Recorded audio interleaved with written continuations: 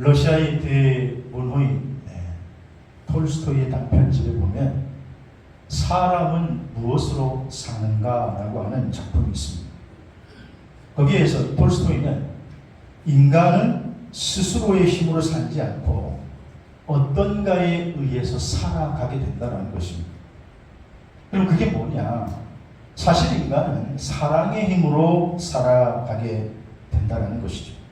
근데 그 사랑의 힘이 내게 없어서, 인간에게 없어서 인간이 불행한 것인데, 그래서 우리는 그 사랑의 원동력을 하나님으로부터 공급받아서 살아가야 된다 라고 하는 것을 이야기하고 있습니다. 그래서 사랑의 원동력이 없는 인간은 사실 그 하나님으로부터 사랑의 원동력을 우리가 받아야 하는데, 그렇지 않고 하나님을 알지 못하거나 또 하나님을 떠나 살아가는 많은 사람들은 사실 실질적으로 우리의 삶을 이끌어가는 게 있는데, 그게 습관이라고 하는 것입니다. 여러분은 무엇에 의해서 하루의 삶을 시작하셨습니까? 습관에 따라서 아침에 지금 일어나고 이 시간에 교회로 발걸음을 오시지 않았습니까? 습관이 한 사람의 미래를 결정한다, 이런 말이 있습니다. 또 우리가 잘 알고 있는 속담에도 3살 버릇이 요즘은 한 100세까지 간다, 이렇게 말이 옳지 않나.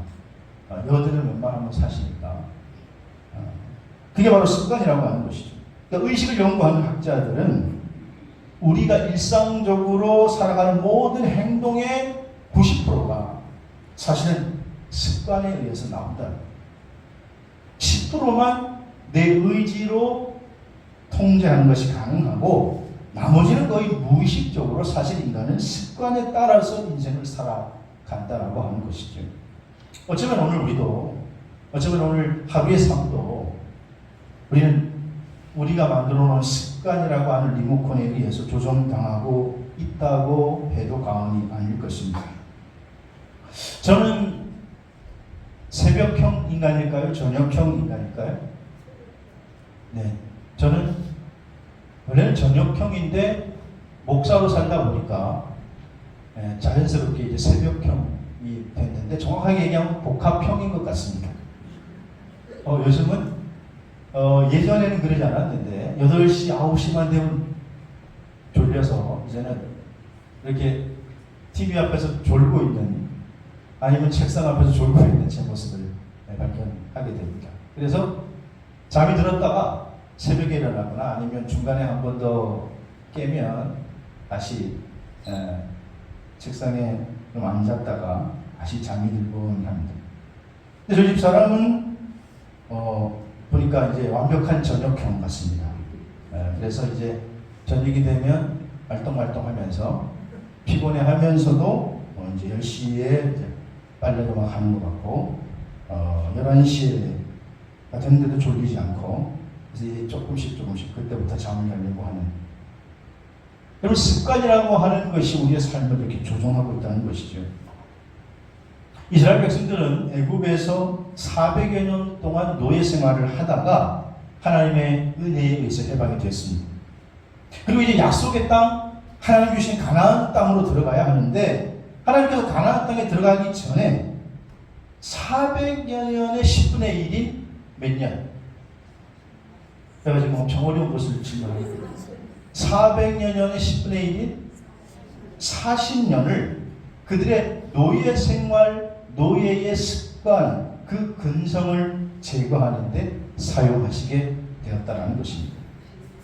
왜냐하면 인간은 습관에 의해서 살아가고 있기 때문에 그런 것이죠. 인간의 이렇게 90%가 습관의 지배를 받는다라고 하는 것이 의식을 연구한 사람들의 연구의 결론입니다. 자, 그렇다고 하면 우리의 신앙생활, 영적인 생활은 어떨까요? 우리의 시간이 지나면 지나갈수록, 신앙의 연수가 더해지면 더해질수록 믿음이 더 좋고 더 거룩해집니까? 물론 그런 사람도 있습니다.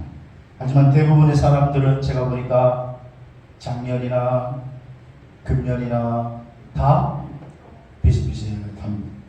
오히려 오랜 시간의 흐름 속에 영적인 감각이 더 무뎌지기도 하고, 예전에는 하나님의 음성을 그래도 선명하게 듣던 것이 이제는 점점 하나님의 음성도 듣지 못하고 하나님의 뜻도 잘 알지 못한 채 점점 오히려 더 멀어져 가는 분도 계십니다. 왜냐? 습관이 그렇게 우리를 만들어가는 것입니다. 그러므로 여러분, 우리 성도는 습관적인 신앙에서 벗어나야 될 줄로 믿습니다. 물론 좋은 습관은 괜찮겠죠. 그러기 위해서는 우리는 성령의 인도를 따라 행하는 삶을 살아야 될 줄로 믿습니다. 오늘 우리가 읽은 갈라디아서 5장 전체의 내용은 구원받은 하나님의 백성들이 이제 어떻게 삶을 살아야 할 것인가, 어떻게 새로운 생활을 해야 할 것인가에 대해서 말씀하고 있습니다. 오늘 읽은 본문의 말씀은 구원받은 하나님의 백성들이 이제 우리에게 얻게 된 자유에 대해서 어떻게 사용해야 할 것인가에 대한 교훈의 말씀이고, 바울은 여기에 대해서 두 가지를 제시합니다. 첫째는 우리가 이제 얻은 자유를, 이 자유를 육체의 소욕을 만족시키는 데 사용하지 말고 서로 성도들 간에 사랑하며 서로 종로를 타는 데 사용하라고 하는 것이고, 두 번째는 성령을 쫓아 성령을 따라 살아가는 삶을 살아라, 그렇게 말하고 있습니다. 그래서 오늘 8월 첫째 주일을 맞아서 성령을 따라 살며라고 하는 제목으로 은혜를 하려고 하는데, 여러분, 구원받은 성도들 안에는 성령님이 내재해 있는 줄로 믿습니다. 반면에 구원받기 전에 우리는 사단에 의해서 지배받았던 옛사람의 모습도 또한 존재하고 있습니다. 그래서 우리의 마음속에는 사실 옛사람과 새사람이 공존하고 있습니다. 그러면 성령에 따라 살면, 성령에 의하면, 성령에 따라 살면 어떤 역사가 일어나냐? 첫째로는 옛사람을 십자가에 못 박게 된다는 거예요. 오늘 보면 5장 24절에 보니까 그리스도 예수의 사람들은 그 정욕과 탐심을 십자가에 어떻게 못 박았느니라. 육체와 함께 그 정욕과 탐심을 십자가에 못 박았다, 이렇게 선언하고 있습니다. 여기 십자가에 못 박았다라고 하는 이 표현은 우리의 몸의 행실을 죽인다라고 하는 것입니다.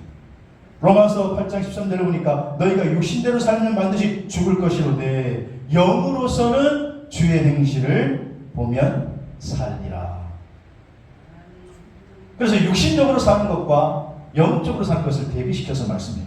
그러므로 성도는 성령을 따라 살아가서 성령을 따라 살게 되면 옛사람을 십자가에 못 박는 삶을 살게 된다. 그것이 신앙생활이다, 이렇게 말씀하고 있다는 것입니다.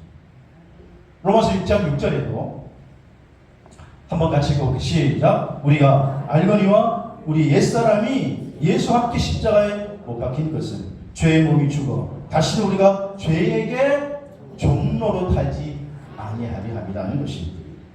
그러므로 사랑하는 열망과 가족 여러분, 성령을 따라 살아감으로 하나님과 원수가 된 옛사람을 십자가에 못 박는 결단이 있게 되기를 주의 이름으로 축복합니다. 에베소 4장에 보면 바울은 두 사람에 대해서 언급해요. 첫째는 뭐냐? 옛사람. 그리고 두 번째 사람은 새사람. 근데 여기서 옛사람이라고 하는 것은 뭐냐? 옛사람은 우리가 예수 그리스도를 믿기 전의 사람, 굳은 사람. 그래서 에베소서 4장 18절에 그들의 마음이 굳어짐으로 말미암아 하나님의 생명에서 떠나 있거든. 하나님의 생명이 떠나 있는 사람. 옛사람은 굳은 사람이고 마음이 굳어있는 돌처럼 딱딱한 사람인데, 즉 이런 사람들은 하나님에 대해서 마비되어 있는 사람, 성령의 역사에 대해서 무딘 사람, 이런 사람들이 옛사람이라는 거예요. 다른 말로는 완고한 사람이다, 감각이 없는 사람이다 라는 표현을 바울이 쓰기도 합니다. 그런데 에베소 4장 19절에 보니까 그들은 그래서 감각이 없는 자가 돼서 자신을 방탕함에 방임하고 더러운 것을 욕심으로 행한다는 것입니다. 이런 사람들은 옛사람은 죄의 길을 걸어가는데도 전혀 감각이 없어요. 자기가 지금 망하는 길로 가고 있는지 잘못된 길로 가고 있는지. 그래서 그냥 죄를 짓는데 자기의 몸을 막 내던지는 것이죠. 그렇다고 하면 새 사람은 어떤 사람인가? 오늘 새 사람은 하나님의 형상에 따라서 새롭게 창조된, 재창조된 사람을 말해요. 에베소서 4장 24절은 여기에 대해서 이렇게 말하고 있어요. 같이 읽어볼까요? 시작. 하나님을 따라 의와 진리와 거룩함으로 입으심을 받은 새 사람을 입으라, 이렇게 말씀해요. 그러니까 우리의 새 사람을 우리가 입는 사람인데 우리는 하나님을 따라 의와 진리와 거룩함으로 우리는 새롭게 된 사람이다.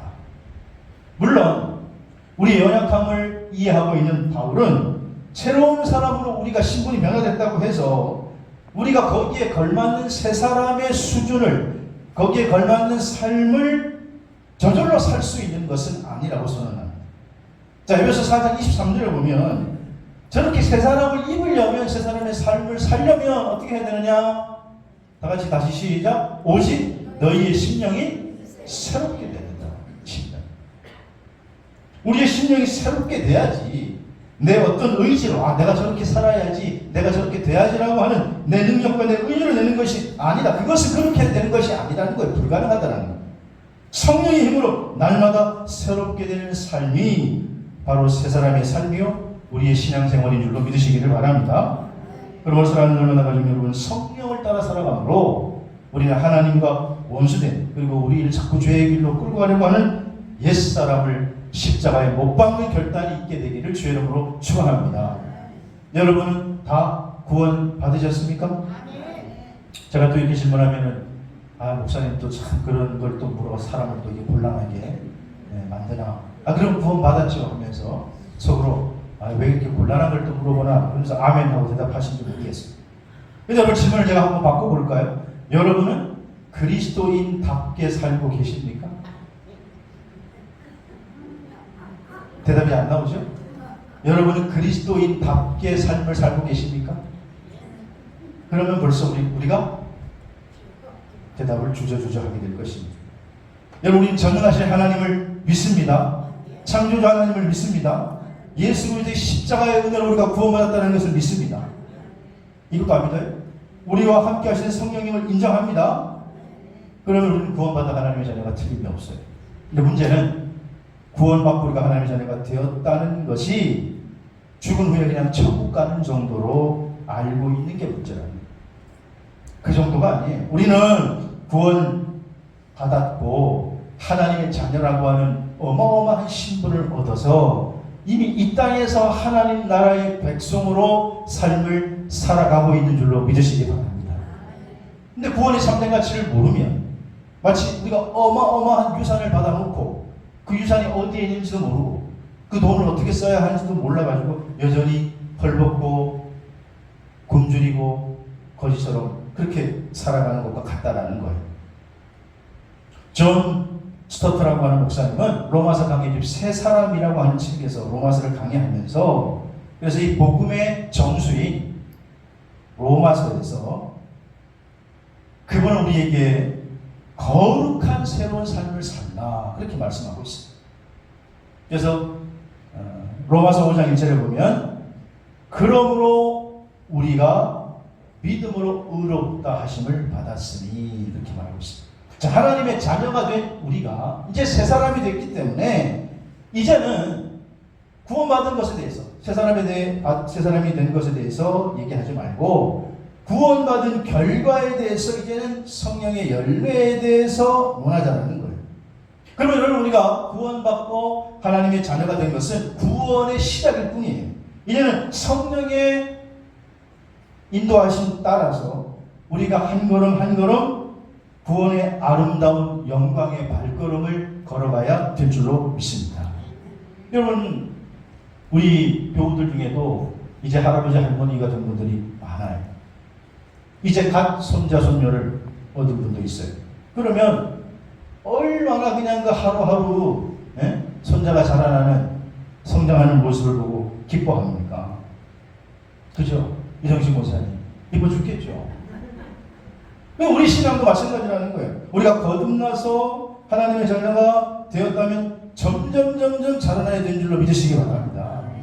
우리 이제 손주들 그래서 이뻐가지고 돌봐주시는 분들 되게 많다고요. 장로님도 우리 태모사님도 지금도 다 돌보는 거예요. 이 부모가 말이에요. 이제는 자기 자식만 키우는 시대가 아니에요. 이제는 손주 손녀까지 다 해야 되는데 그래도 힘들어도 이렇게 기쁜 거예요. 이게 자라나는 모습을 보니까 우리 신앙도 마찬가지야. 하나님께서 우리를 보시고 우리가 점점 자라나는 모습을 볼 때 기뻐하시는 줄로 믿습니다.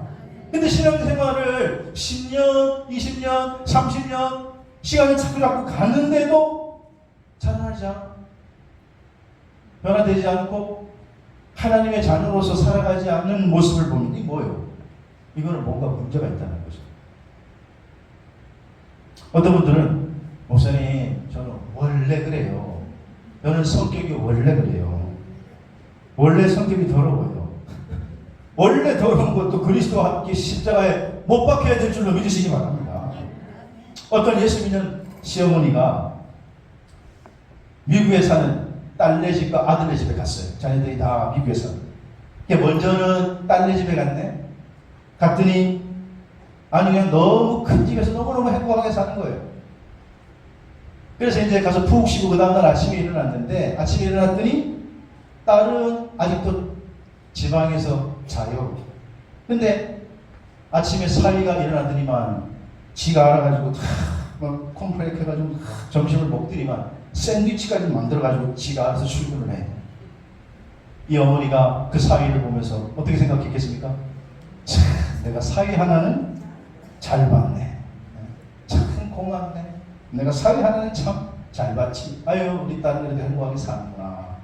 그리고는 딸네 집에 이제 며칠 쉬다가 딸네 집에만 있을 수 없잖아요. 아들네 집에도 가봐야지. 아들네 집으로 또 갔어요. 아들네 집에 가가지고 그날 푹 쉬고 그 다음날 아침을 맞았는데 그 아들네 집에서는 똑같이 며느리는 자고 아침에 아들이 일어나더니 지가 막 컴플레인가지고 음식을 먹기만 점심에 샌드위치를 싸가지고 출근을 하더래요. 똑같은 모습이죠. 근데 그 모습을 보면 드는 생각이 저런 못된 며느리년이 아침도 안 해주고 잠만 자고 저 못난 녀석은 뭐이 그렇게 귀한 여편녀를 얻었다고 자기 놔두고 지난 아침에 지가 알아서 밥 먹고 도시락까지 싸가. 그리고는 그 다음부터 며느리가 괘씸해 보이기 시작하는데 잠이 안 오더라는 거예요. 그러고 나서 이제 미국 일정을 마치고 한국에 돌아왔어요. 그런데 말씀을 듣다가 저 같은 목사의 말씀을 듣고 가만히 생각을 해보니까 상황은 똑같은데 한쪽은 그렇게 행복하게 보인다고 좋아했는데 한쪽은 또 욕을 해대는 자기의 모습이 모순인 거죠. 아, 내 마음이 문제구나. 내 마음이 구정물 같구나. 구정물. 여러분 어렸을 때 시골에서 자란 분들은 그런 거 있다며요. 학교 갔다 오면 옛날 어른분들은 첫 번째로 하는 게 뭐예요? 소 끌고 가가지고 풀 뜯기는 거잖아요. 장로님. 그죠? 어렸을 때 소 가서 풀 뜯기고 그리고 돌아오면은 소가 풀을 많이 먹고 들어왔는데 그 다음에는 목이 마르니까 물을 먹여야 되는데 옛날에는 부정물이라는 게 있대요. 부정물. 네?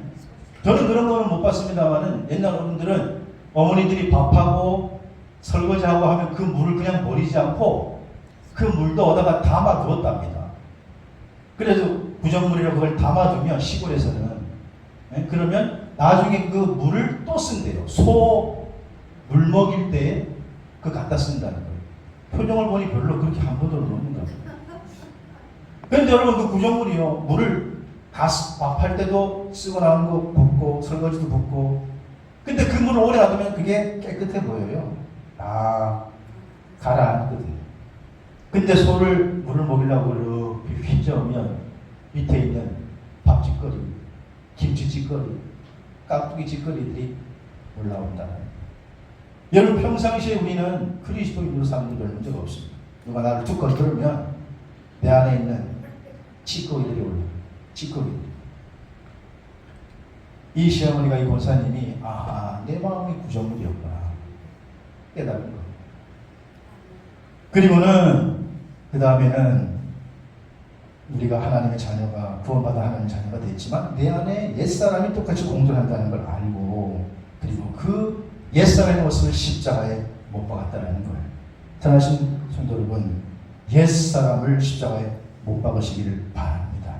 오늘 본문 24절 다시 한번 보여주세요. 갈라디아서 5장 24절은 뭐라고 얘기하느냐? 한번 읽어볼까요? 갈라디아서 5장 24절 시작! 그리스도 예수의 사람은 육체와 함께 그 정욕과 탐심을 십자가에 못 박았느니라. 못 박았느니라. 못 박았느니라. 못 박으시기를 주의 이름으로 축원합니다.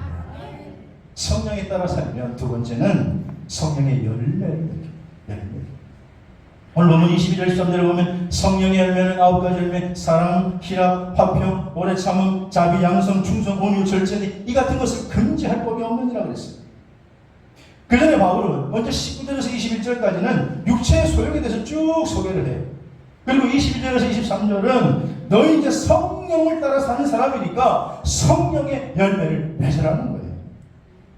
마태복음 3장 8절에도 예수님이 그러므로 회개에 합당한 열매를 맺고 이렇게 말씀하십니다. 여러분, 우리가 예수 믿고 믿음의 길을 걸어가면 하나님의 자녀가 되고 성령의 인도하심을 따라 살아가면 성령의 열매를 맺는 모습이 나타나야 될 줄로 믿습니다. 에스겔서 36장에 보면 이스라엘 백성들의 정결 의식에 대해서 설명을 하면서 에스겔 36장 26절에 새 영을 너희 속에 두고 새 마음을 너희에게 부어주겠다라는 거예요. 하나님의 백성은 하나님께서 새 영을, 새 마음을 부어주시겠다라는 거예요. 여기에 새 영과 새 마음은 옛사람의 모습과는 정반대의 모습이에요. 그래서 우리의 돌같은 마음이, 우리의 굳어진 마음이 새 영을 받으면 부드러운 마음으로 변하게 되는 줄로 믿습니다. 여기서 부드러운 마음은 성령님이 주장하신 마음이에요. 그래서 에스겔서 36장 27절을 보면 또 내 영을 어디 속에, 또 내 영을 너희 속에 두었다. 너희 속에. 하나님의 자녀가 우리들을 하나님께서는 그냥 내버려두지 않아요. 우리 속에 성령을 부어주신 줄로 믿으시기 바랍니다. 사실 우리가 이 땅에 살아가면서 우리가 예수 믿고 구원받고 천국 간다고 그랬는데 천국이 어디 있는지 어떻게 알아요? 죽으면 내 영이라도 천국을 찾아가야 될 텐데 천국을 어디 있는지 어떤 방향으로 가야 되는지 어떻게 알아요? 걱정이 많이 되죠. 걱정할 필요 없습니다. 우리 안에 하나님의 영, 성령을 두신 줄로 믿으시기를 바랍니다. 그러므로 기억해야 할 것은 우리 안에 성령을 두셨다. 성령 우리 안에 두셨지만은 기본적으로 우리 안에 있는 죄의 모습이 어디 간 게 아니에요. 공존하고 있어요. 나도 모르는 사이에 자꾸 옛사람의 모습인데 마음의 운전대를 자꾸 잡으려고 하는 거예요. 그 운전대를 거기에 주면 안 되는 거예요. 여러분, 성령으로 거듭난, 새 영으로 거듭난 새 사람이 운전대를 잡아야 될 줄로 믿습니다. 그래서 사탄에게 자꾸 옛사람의 모습인 사탄이 우리의 마음대를 자꾸 운전대를 잡게 하면 안 된다는 거예요. 그래서 우리는 근신하고 깨어서 운전대를 성령님이 잡게 해야 할 줄로 믿으시기를 바랍니다. 우리 민족이 자랑하는 시인 중에 윤동주 시인이 있습니다. 일제강점기에 독립운동가였고 시인이고 작가였습니다. 윤동주 시인은 명동학교에서 수학하였고 평양 숭실중학교를 졸업하고 서울 연희전문학교를 졸업했죠. 연희전문학교 2학년 때 정식으로 시인으로 등단하게 됩니다. 그리고 일본에 건너가서 1942년 해방되기 3년 전에 교토 도이샤 대학교에 입학을 합니다. 하지만 우리 조국이 일본 식민지가 되는 것을 보면서 1943년 항일운동, 독립운동에 가담했다가 거기에 가담했다는 혐의로 체포돼서 후쿠오카 형무소에 초옥이 되고, 그래서 거기에서 27살이 젊은 나이 요절. 근데 그 감옥 안에서 무려 100편의 시를 남깁니다. 그 시 가운데 제가 한번 내 인생의 가을이 오면이라고 하는 시를 소개해드리고 싶습니다. 들어보시죠. 내 인생의 가을이 오면 나는 나에게 사람들을 사랑했냐고 물을 것이다. 그때 가벼운 마음으로 말할 수 있도록 나는 지금 많은 이들을 사랑해야겠다. 이렇게 얘기하면 어떤 부인은 음악을 이렇게 깔아주기도 하는데, 내 인생의 가을이 오면 나는 나에게 열심히 살았느냐고 묻을 것이다. 그때 자신 있게 말할 수 있도록 지금 맞이하고 있는 하루하루를 최선을 다해 살아야겠다. 내 인생의 가을이 오면 나는 나에게 상처 주는 나는 사람들에게 상처 주는 일이 없냐고 물을 것이다. 그때 얼른 대답하기 위해서 나는 사람들에게 상처 주는 말과 행동을 하지 말아야겠다. 내 인생에 가을이 오면 나는 나에게 삶이 아름다웠느냐고 물을 것이다. 그때 나는 기쁘게 대답하기 위해서 지금 내 삶의 날들을 기쁨으로 아름답게 가꿔야겠다. 내 인생에 가을이 오면 나는 나에게 인생이 얼마만큼의 열매를 맺었냐고 물을 것이다. 그때 자랑스럽게 대답하기 위해서 지금 나는 나의 밭에 좋은 생각에 씨를 뿌려 좋은 열매를 부지런히 키워야겠다. 이게 바로 윤동주 시인의 내 인생의 가을이 오면이라는 시 한 부분입니다. 사랑하시는 여러분, 지금은 너무 무덥지만은 이 무더운 여름이 지나가면 우리 인생에 가을이 오게 되어 있습니다. 그 말은 우리가 뿌린 씨를 거둘 때가 오게 되어 있다는 것입니다. 마찬가지로 우리 성도들도 열매를 맺을 때가 있습니다. 그때를 위해서 오늘 최선을 다해 살아가요. 아니, 성령님의 인도를 따라 살아감으로 말미암아 성령의 열매를 맺는 저와 여러분이 될 수 있기를 주의 이름으로 축원합니다. 마지막으로 성령에 따라 살면 오늘 본문 26절에 보니까 헛된 영광을 구하지 않는다. 헛된 영광. 여기서 헛된이라고 하는 말은 공허한 빛이라는 뜻인데, 헛된 영광을 구하다, 이 구하라다라고 하는 말이 기로마이라는 말인데 1인칭 복수형으로 되어 있어요. 그러니까 뭐냐면 우리 모두가 헛된 영광을 구하지 맙시다. 그런 말이에요. 바울은 지금 갈라디아 교인들에게 일방적으로 나 이렇게 잘 살았거든.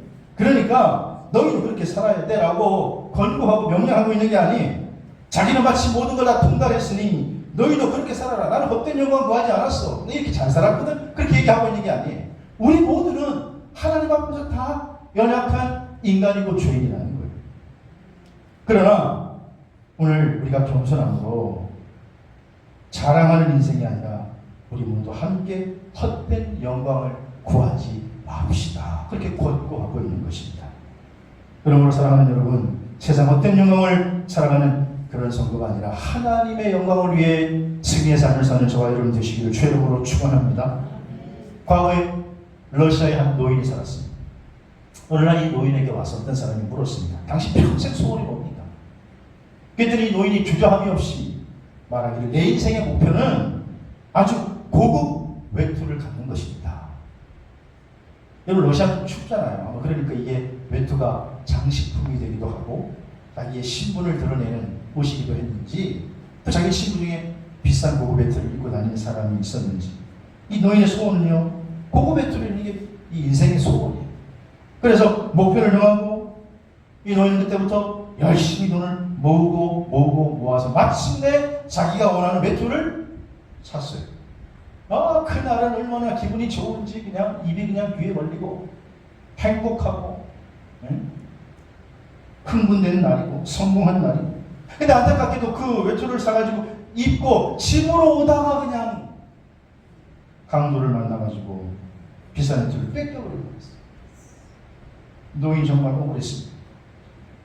노인은요, 외투를 뺏긴 게 아니라 자신의 꿈을 빼앗기고 행복을 빼앗긴 거예요.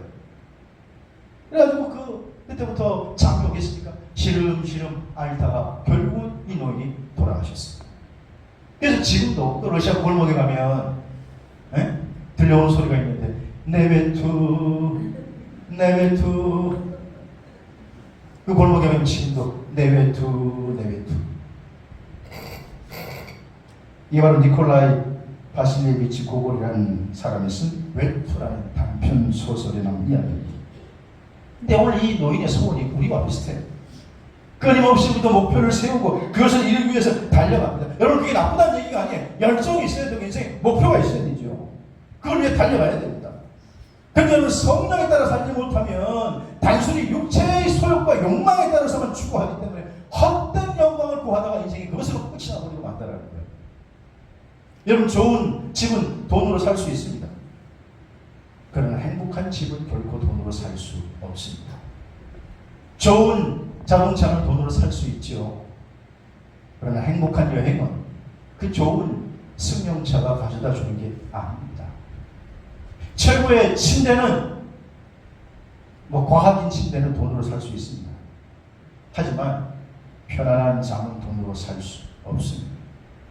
그래서 유명한 심리학자 에릭 프롬은 소유냐 존재냐라고 하는 책에서 소유의 행복이 없다라는 거예요. 소유의 존재 행복이 있지.